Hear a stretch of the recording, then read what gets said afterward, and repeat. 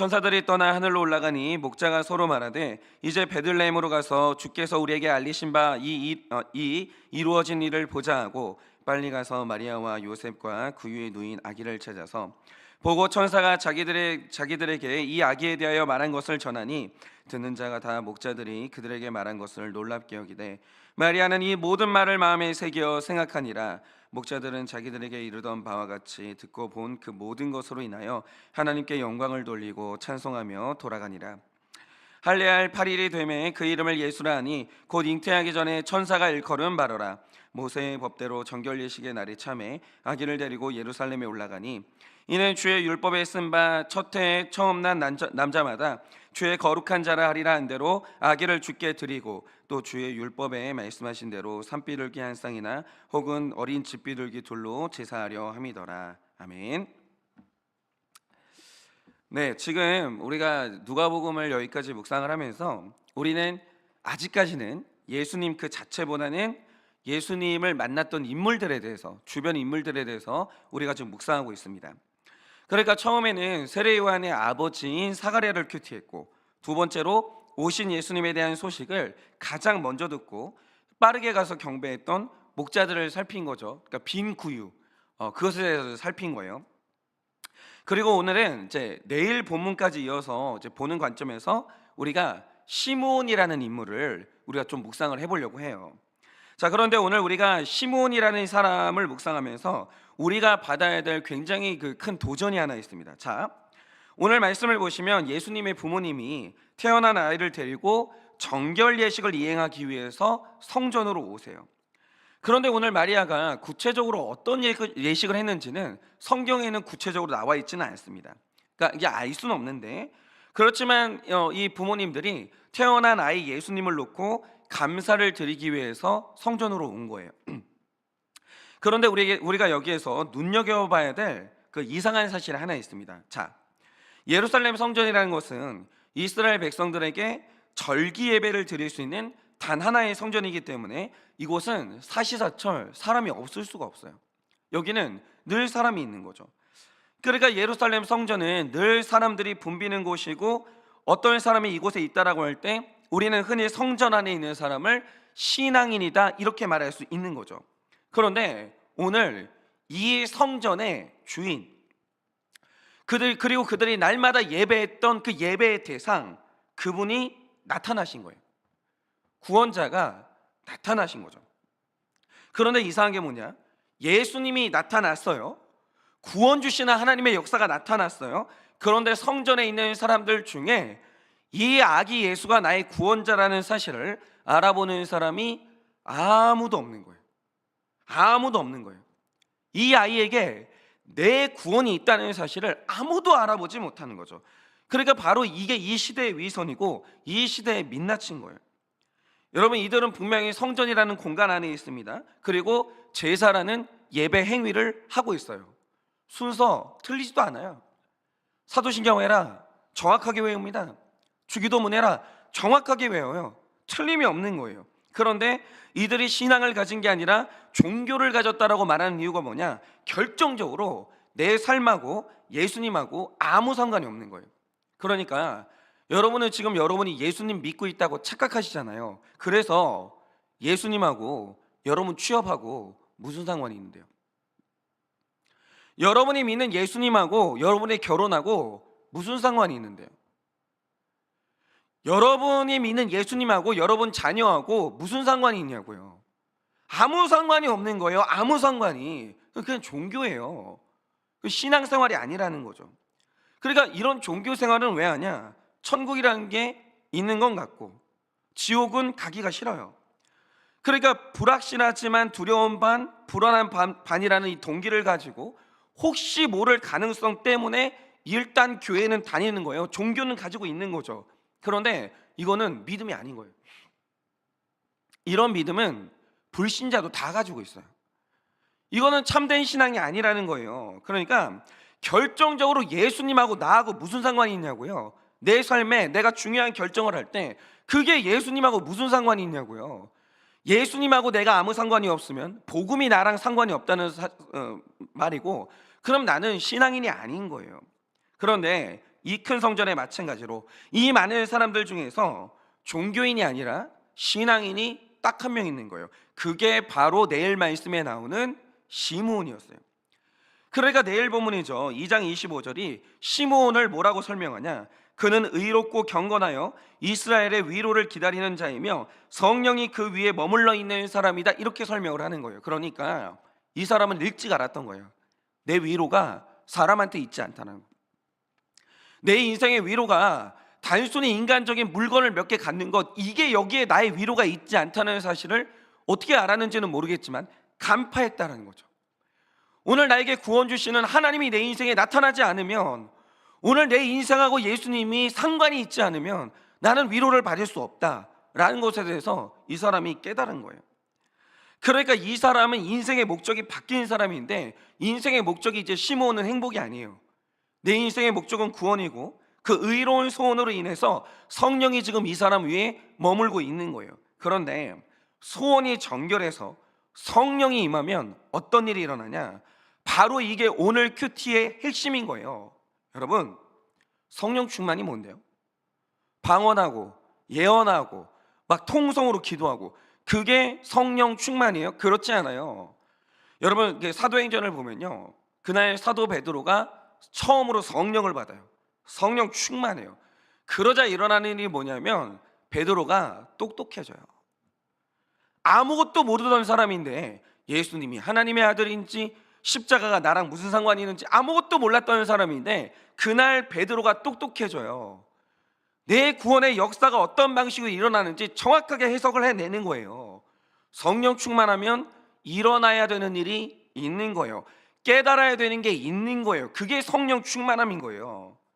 그러면 이제 그게 뭐냐? 자, 잘 들으세요. 오늘 이 성전에 아기 예수님이 나타나요. 그런데 여러분, 이 아기를 잘 보세요. 이 아이를 표면적으로만 보면 이 아이가 축복된 아이예요? 아니면 부끄럽고 비천한 아이예요? 표면적으로만 보면 이 아이는 수치 그 자체고 부끄러운 아이라는 거예요. 비천한 아이예요. 왜입니까? 일단 오늘 말씀을 보면 이 아이를 데려오는 이 부모님의 경제력을 따갈 수 있는데, 그들이 율법대로 제사를 드릴 때 드리는 제물이 뭡니까? 산비둘기랑 집비둘기 한 쌍이에요. 그런데 이게 뭐냐? 이 당시에 사람들이 제사를 드릴 때는 반드시 예물을 가져와야 되는데 경제력이 가장 낮은 사람들한테 허용된 제물이 있었어요. 그게 뭐냐면 길가에 가면 널려 있는 산비둘기랑 집비둘기예요. 그러니까 이제 이 당시에 그 사람이 어떤 제물을 드리는가 이걸 보면 그 사람의 경제력을 딱 알 수 있었다라는 거죠. 그런데 예수님의 부모님이 오늘 제물로 드리는 게 뭐냐? 집비둘기랑 산비둘기예요. 이 말 뜻이 뭐냐면 이 당시 예수님의 부모님들이 경제력으로는 이 사회에서 가장 낮은 위치에 있었던 거예요. 제일 가난한 사람들. 하필이면 제일 가난한 사람들이에요. 그런데 더 중요한 건 뭐냐? 이 아이의 아버지가 누군지를 모르는 거예요. 그러니까 하필이면 우리 집이 되게 가난한데 이 아이의 아버지가 아직도 누군지를 몰라요. 일단 요셉이 아닌 건 확실하고, 어느 날 결혼도 안 한 여자가 처녀의 몸으로 임신해서 낳은 아이가 오늘 성전에 딱 등장을 하는 거예요. 여러분 같으면 그런 애가 우리 교회에 와가지고 유아 세례를 받는다고 생각을 해보세요. 여러분은 그 아이 어떻게 보겠습니까? 아빠가 누군지를 몰라요. 그러면 여러분 보세요. 대부분의 사람이 이런 아이에게 갖는 생각이 뭐겠어요? 자, 이 아이가 가난의 고난을 당해요. 이 아이가 표면적으로만 보면, 우리는 왜 임신했는지 알고 있지만 이 아이를 표면적으로만 보면 이 아이가 사생아예요. 아빠가 누군지를 몰라요. 이 일이 나랑 상관이 있어요? 나랑 어떤 상관이 있어요? 이 아이가 당하는 이 일이, 이 아이의 존재 자체가 나랑 무슨 상관이냐고요. 그러니까 우리가 갖는 생각이 뭐냐면 이 애는 나랑 아무 상관이 없고 특별히 내 자녀는 이런 애랑 엮이지를 않기를 바래요. 우리 다 그렇죠. 그러니까 오늘 이 가정이 가난의 상징인 이 산비둘기를 들고 저 집의 아버지가 요셉이 아닐 줄을 모른다는 이 수군거림 속에서 이 아이를 안고 성전에 오니까 아무도 이 아이가 나랑 관계가 있고 싶지를 않은 거예요. 쳐다보지도 않는 거죠. 그런데 오늘 시므온이 이 아이를 봤어요. 그런데 성령의 사람 시므온이 이 아이를 보자마자 갑자기 달려와요. 그리고 이 아이를 안습니다. 그리고 2장 28절 말씀처럼 이 아이를 소중히 안고 찬송하면서 하는 말이 뭐냐, 29절 30절에 이렇게 말합니다. 주제여, 이제는 말씀하신 대로 종을 평안히 놓아주시는도다. 내 눈이 주의 구원을 보았사오니, 이렇게 말하는데 이게 놀라운 거예요. 시므온은 뭐냐, 이 아이가 가난의 고난을 겪어요. 이 아이가 사생아가 돼서 사람들의 수군거림을 당하고 수치를 당해요. 시므온이 말하는 게 뭐냐, 이 아이가 지금 겪는 이 일이 나 때문에 일어났다는 거예요. 이 아이가 지금 나 때문에 수치당한다라는 거예요. 나 때문에 이 가난의 고난을 당한다라는 거예요. 그러니까 다른 사람들은 아무도 이 아이의 일이 나랑 상관이 없다라고 생각하는데, 시므온은 이 아이가 지금 태어나면서 겪고 있는 모든 고난, 모든 수고, 이게 바로 내 구원 때문에 일어나는 일이다, 이걸 알아보는 거예요. 그런데 수치를 당하는 이 아이가 내 구원을 위해 오신 예수님이라는 것을 알아보는 이 눈, 바로 이게 정말 특별한 눈이라는 거죠. 왜 그러냐, 여러분 30절에 시므온은 내가 봤다 이렇게 말하잖아요. 그런데 헬라어 성경을 보면 이 봤다라는 단어가 두 개가 나와요. 하나는 호라오라는 단어고 하나가 블레포라는 단어인데, 블레포는 내 눈에 들어오는 형상 그 자체만 보는 일반 시력을 말하는 거예요. 그런데 호라오는 뭐냐, 보기는 보되 그 존재하는 것의 의미를 파악하고 이것이 내 구원과 어떤 상관이 있는지 그 연결을 파악하는 통찰력이 바로 그게 호라오라는 거죠. 그러니까 이런 거예요. 32세의 어떤 청년이 어느 날 신성 모독을 했다라는 그 죄명을 안고 십자가에 달려 죽었어요. 그러면 십자가에 달려 죽는 저 청년의 고통이 내 구원하고 무슨 상관인데요? 어떤 사람은 아무 상관이 없는 거예요. 거기서 아무 의미도 발견하지 못하는 거예요. 그냥 웬 젊은이 하다가 헛소리하다가 죽었구면 이러고 끝나는 거예요. 그런데 어떤 사람은 저 사람이 지고 있는 저 십자가, 저 사람이 당하고 있는 저 고통, 저게 나 때문이구나, 내 구원 때문에 당하는 수치구나, 이걸 알아보는 사람이 있다라는 거죠. 이 눈은 완전히 다른 눈인 거예요. 그런데 오늘 시므온이 봤다라고 할 때 그를 보게 했던 성령의 눈이 뭐냐, 성경은 이 눈을 블레포가 아니라 호라오라고 분명히 기록하고 있는 거예요. 그러니까 이전에는 세상에 나와 아무 상관이 없던 사람, 아무 상관이 없었던 바로 그 사건이 내 구원을 위한 사람이고 내 구원을 위한 사건인 것을 알아보는 이 호라오, 이 눈은요, 성령이 그 위에 머물러 있지 않으면 절대로 가질 수가 없는 눈이고 종교인들에게는 절대로 열리지가 않는 눈이라는 거죠. 그러니까 이 영안이 열리지 않은 사람들에게는 다 나랑 상관없는 사건이에요. 이 세상에 일어나는 사건들이 다 남의 일인 거예요. 다 남의 일. 그런데 이 하나님이 주시는 눈을 가진 사람들은 다 나랑 상관이 있는 거예요. 내 구원을 위한 사건인 거죠.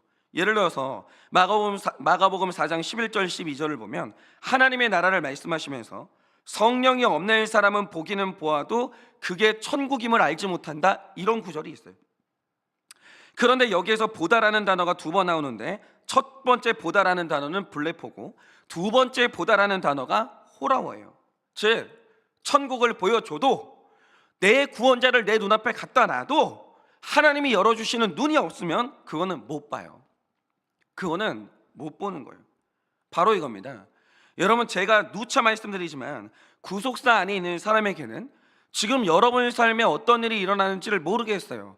여러분 배우자에게, 여러분 자녀에게, 여러분 직장에서 어떤 일이 일어났는지 저는 잘 몰라요. 그러나 모든 게 우연이 없는 거예요. 어떤 사건도 내 구원과 관계된 일이고 모든 만남이 내 구원을 위한 만남이라는 거예요. 나를 위한 사건이지 그 사람의 일이 아니라는 거예요. 여러분, 우리 중에는 내 자녀가 나를 가난하게 만들고 수치스럽게 만드는 자녀가 있죠. 그렇게 말썽을 부리는 거예요.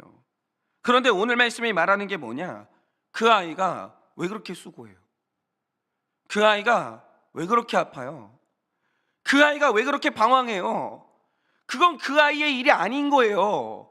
내 구원을 위해서 수고하는 중이라는 거예요. 이 수치를 당하는 아이가 내 구원과 거룩을 위해 보내신 하나님의 아들 예수라는 거예요. 그걸 알아볼 수 있어야 되는 거예요. 여러분, 오늘도 내가 사람들에게 수군거림을 당하는 그 사건이 내 회개와 구원을 위해 주신 이 구원의 사건이라는 거예요. 그 사건은 왜 왔어요?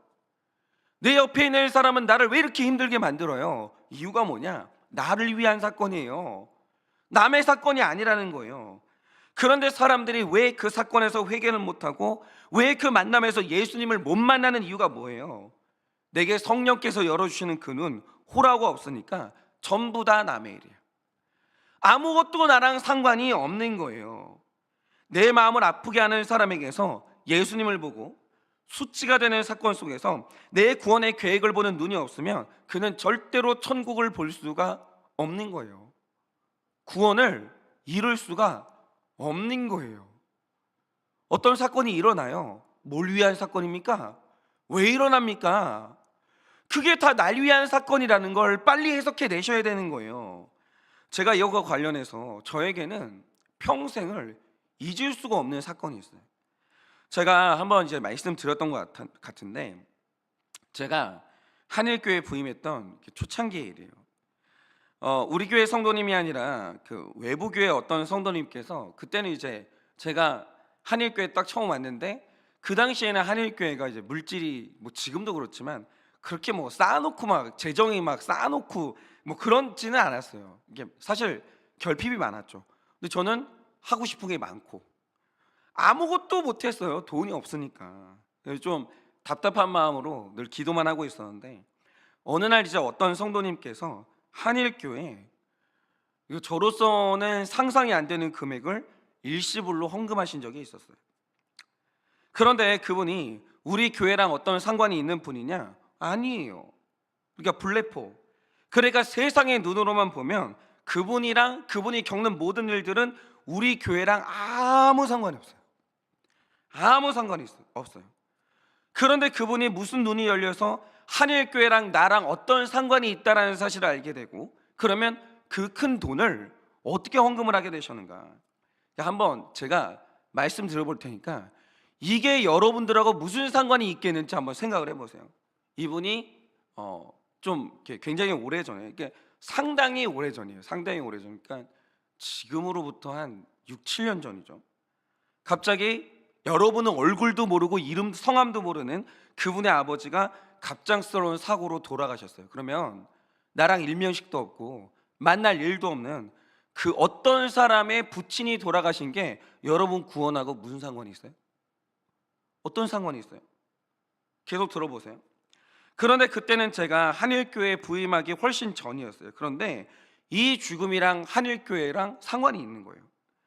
그런데 이 아버지가 이제 돌아가시면서 이 성도님에게 꽤나 큰 금액의 유산을 남기고 가신 거죠. 그러니까 이분이 이 돈을 받고 도대체 이걸 어떻게 할까 고민을 하다가 일단 예금을 해놓자 하고 은행을 갔어요. 그런데 은행을 갔더니 이제 큰 금액이잖아요. 그러니까 이 은행 직원이 이제 제안한 게 뭐냐? 지금 전 세계에서 가장 안전한 채권을 가진 나라가 독일인데 이 돈을 독일 채권에 투자를 하라는 거예요.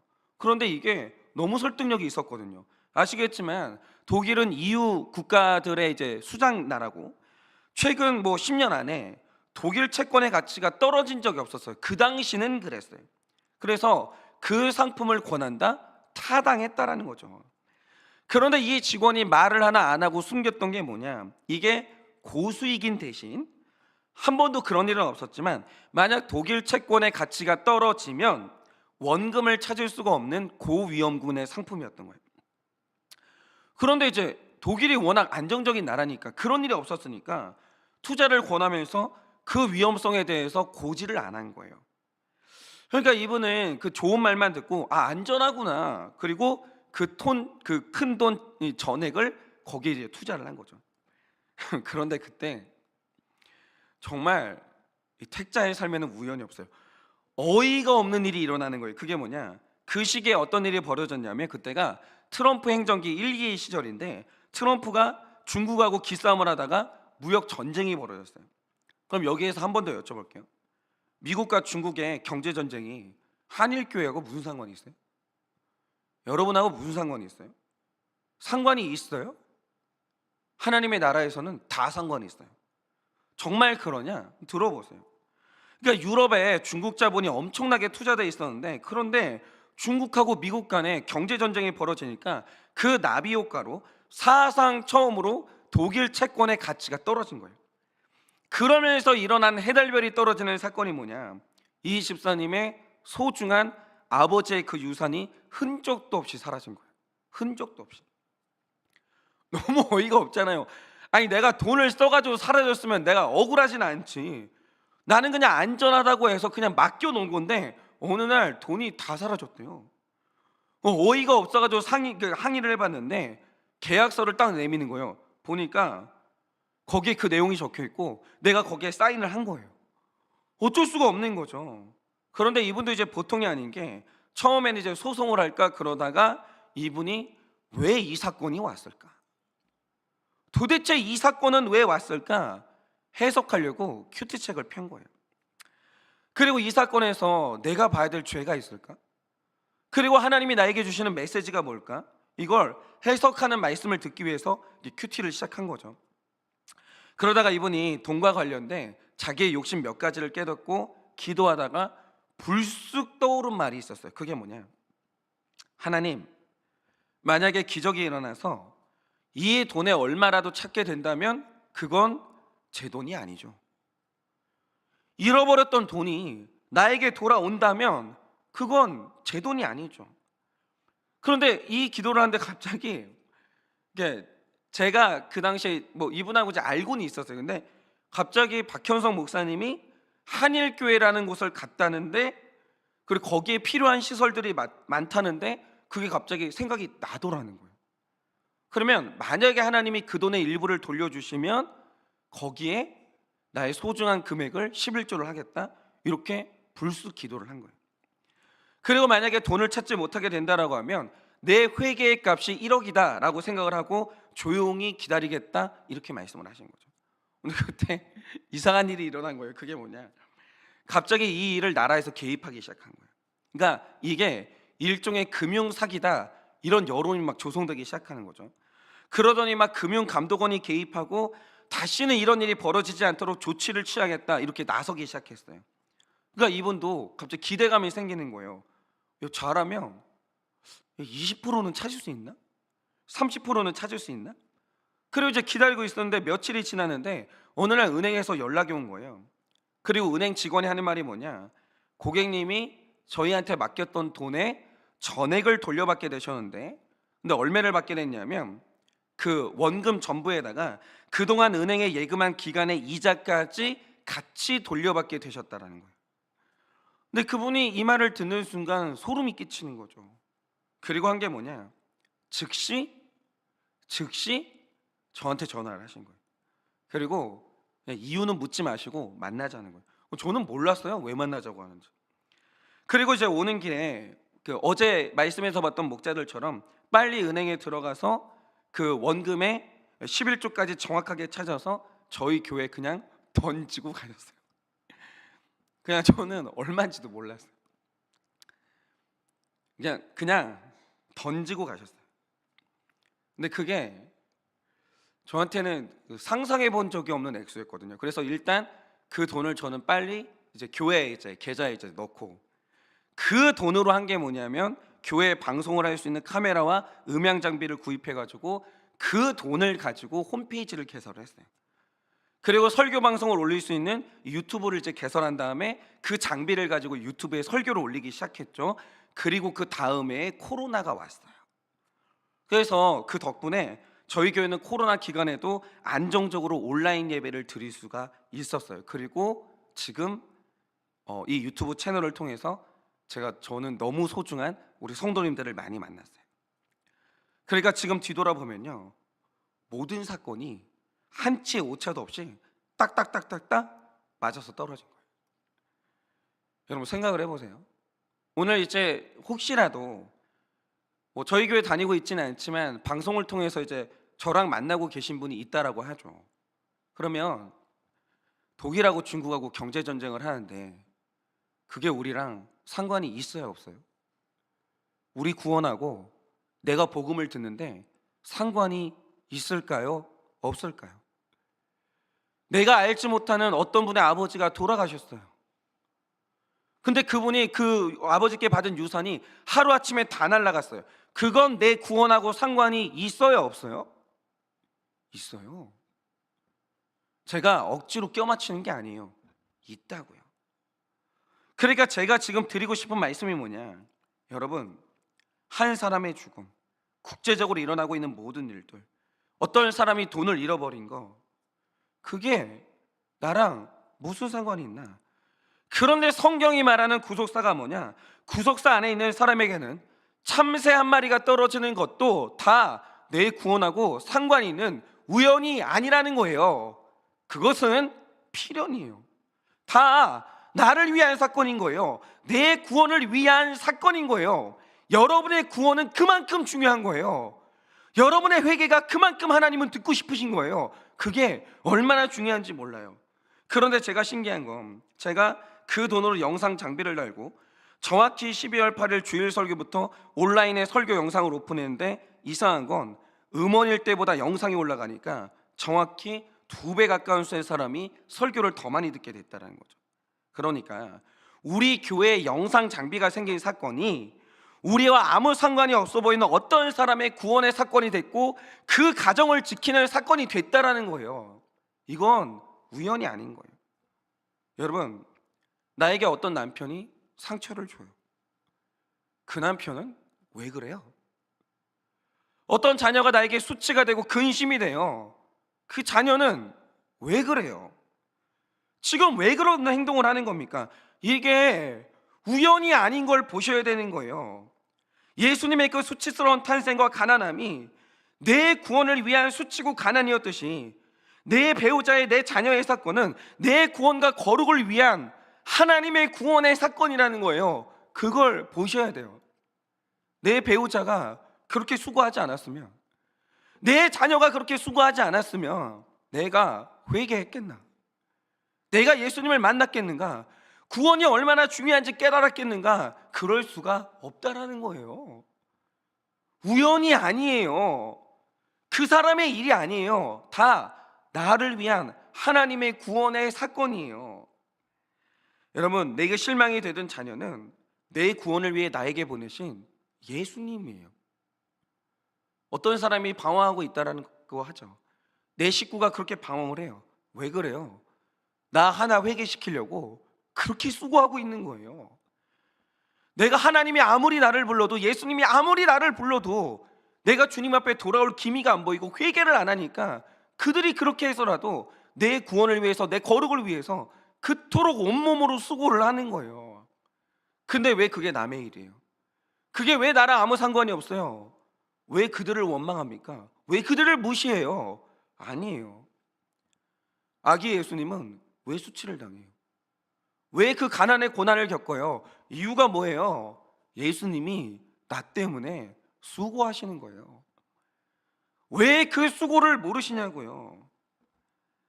여러분, 이 세상에 일어나는 모든 일들이 나의 구원을 위한 하나님의 세팅이라는 걸, 그걸 보는 그 호라오, 이 눈이 열리셔야 되는 거예요. 그래서 오늘 여러분 모두에게 시몬에게 열렸던 그 눈이, 성령의 눈이 열려서 오늘 이 사건을 통해서 오신 예수님을 만나고 나의 삶의 모든 사건들에 해석되는 기가 막힌 역사가 일어나기를 예수님의 이름으로 축원합니다. 이 시간 제가 기도하고 축도함으로 예배를 마치겠습니다. 기도하겠습니다. 주님, 정말 하나님의 세계는 너무 크고 너무 넓고 너무 정교합니다. 내가 만나본 적도 없는 한 어르신의 죽음이, 그리고 우리 교회와 상관이 없는 어떤 한 사람이 돈을 잃어버리는 그 해달별이 떨어지는 그 고난의 사건이, 아니 그거보다 2000년 전에 나는 만날 일도 없고 연결될 수도 없는 한 젊은 청년의 죽음이, 그가 살아왔던 가난이, 수치가 전부 다 나랑 상관없는 사건들이 아니라 다 나의 구원을 위한 하나님의 세팅인 것을 소름 끼치는 심정으로 우리는 보게 됩니다. 하나님 택자에게는 어떤 사건도 우연이 없습니다. 모든 사건이 내 구원을 위한 사건이고 내 거룩을 위한 사건입니다. 하나님, 오늘 나의 배우자는 왜 이렇게 나를 힘들게 합니까? 내 자녀는 왜 그렇게 방황합니까? 나를 둘러싼 나의 주변 사람들은 나를 왜 그렇게 상처를 줍니까? 그것은 나의 구원과 나의 회개를 이루기 위한 하나님의 세팅인 것입니다. 그들이 나쁜 사람이 아니라, 무시해야 될 사람이 아니라 내 구원을 위해 수고하고 있는 너무나 고마운 사람들인 것입니다. 주님, 오늘 이 모든 것들이 깨달아지게 하시고, 그래서 오늘 나에게 오신 사건을 통해 나에게 오시는 그 예수님을 만날 수 있도록 은혜를 허락하여 주시옵소서. 지금은 우리 주 예수 그리스도의 은혜와 하나님 아버지의 그 크신 사랑과 성령님의 위로하시고 교통하여 주시는 그 역사하심이 오늘도 이 세상에 일어나는 모든 사건들이 나의 구원과 거룩을 위한 사건임을 깨달아 오늘도 나에게 일어나는 사건을 통해 예수를 만나기를 원하는 사랑하는 모든 주의 종들의 머리 위에 지금으로부터 영원 무궁토록 함께 있을지어다. 아멘.